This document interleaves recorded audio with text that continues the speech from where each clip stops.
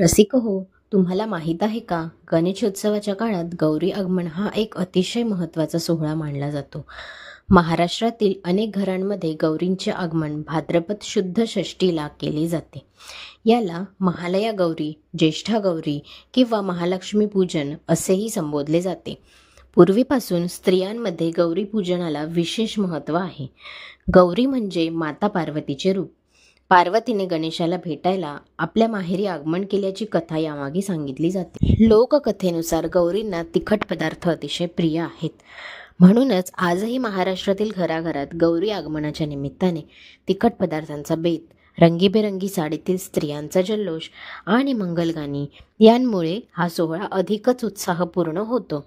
म्हणून त्यांच्या आगमनावेळी वरण, आमटी, भाजी, पिठलं, भाकरी, ठेचा आणि अनेक मसालेदार पदार्थ असा पूर्ण मराठमोळ्या जेवणाचा बेत केला जातो. यामागे एक श्रद्धा अशी आहे की गोड म्हणजे समाधान व स्थैर्य दर्शवते, तर तिखट म्हणजे जीवनातील जोम, उत्साह व ऊर्जा.